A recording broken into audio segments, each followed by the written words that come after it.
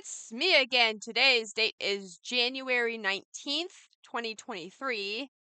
It is a Thursday. Let me preface this by saying this isn't financial advice. This is entertainment. Hence, wear a costume. Are you not entertained?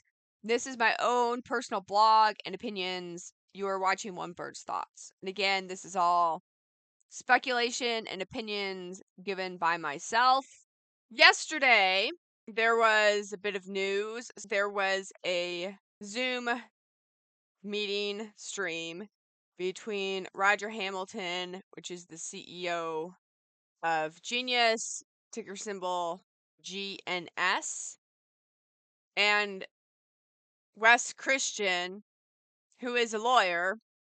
Wes Christian is very big into the exposure of naked short selling and the selling of essentially those naked shares. Yesterday, there was a bit of PR in regards to Next Bridge Hydrocarbons, as Next Bridge Hydrocarbons, in Wes Christian's opinion, is the motherlode of naked shares. If you'd like to watch that video, the link is below. It's about a half hour long, and it's an interview with Wes Christian and Roger Hamilton. In the beginning, they do talk about Nextbridge and Flamethrower. Flamethrower is a private company retaining Warsaw, Burstein, and Christian Levine. It's a whole conglomerate they're retaining of lawyers. Flamethrower relates to Nextbridge, as this is the group of shareholders dating back from Torchlight. According to John Berta, this dates back from Torchlight. When in Torchlight, I assume earlier on in Torchlight, there's 4 members who currently are from the Torchlight days who are working together and funding this to retain these lawyers to thus push for the next steps of Next Bridge Hydrocarbons. Here is the press release from Warsaw, Burstein, and Christian Levine about Flamethrower. Flamethrower is a consortium, of course, of shareholders. And as Berta states in his tweet, there are 4 members, himself is included, 3 other people. I have my own speculations of who the 3 other people are. Of course, these are people who have been in Torchlight 2018 and prior. That's my point of view. That's my opinion. But it seems Flamethrower is going to be, I would say, part of a 2-pronged attack. This is the research and the pushing side of the naked shares, while the Next Bridge side is the development of the Oro Grande and, in my opinion, the eventual sale of the Oro Grande. The Oro Grande was designed to be sold when the market was correct, when the market was ripe for that. Big oil companies do buy underdeveloped assets. When a big oil company buys an underdeveloped asset, they are thinking 20 plus years out. You know, big oil companies like to buy with the next generation in mind. This is what keeps them afloat in the market. This is what keeps the company relevant. You can seize the opportunity now and just sit on it. It doesn't cost you too much to sit on it. There are some funds in it, but in terms of big oil company and profits, it's not too much for them just to sit on something. Chesapeake Energy is selling $1.4 billion of older assets in the Eagle Ford.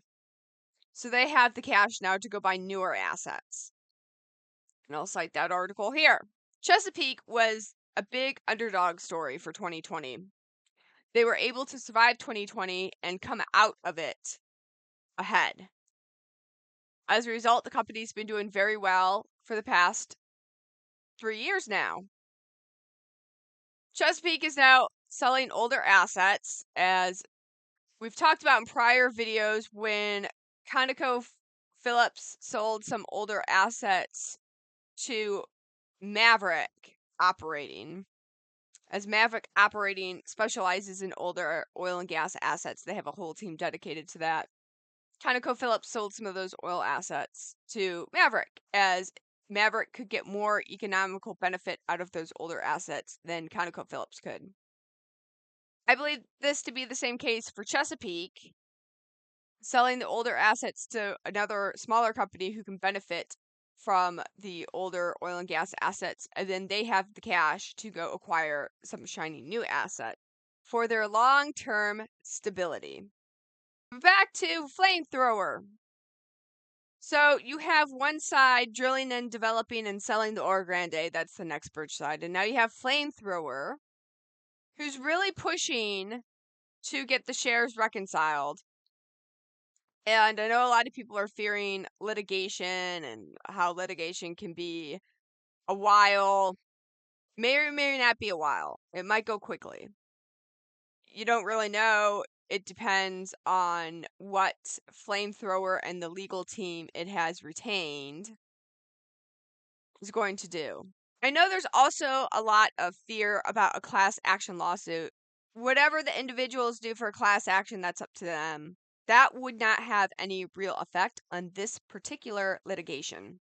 Flamethrowers' goal right now, they are going to take the best possible course of action to expose the naked shorts and try and reconcile these shares, because there's a lot of unreconciled shares within Nextbridge now. All these shares went into a private company. There's a lot of open positions still in which shares are owed. And how do you know that there's still short positions in a private company, Bird Lady? Well, the fact that it was on the threshold list for the last day of trading, and then there was a U3 halt. That tells you right there that there was a bit of naked positions that were not reconciled, that were not closed out, because this was on the threshold list. And then we had the U3 halt, nothing got reconciled.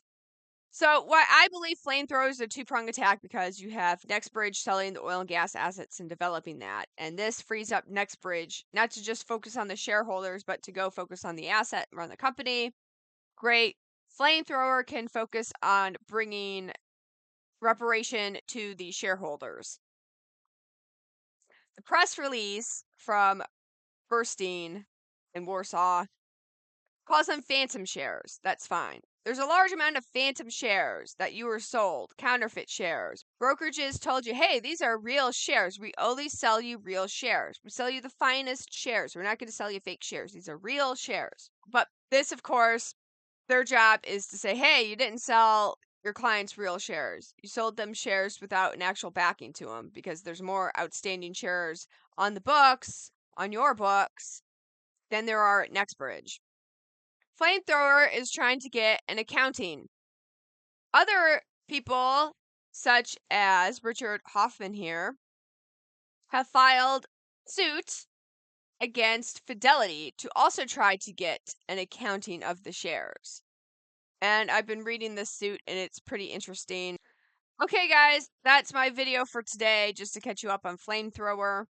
I'm excited by it.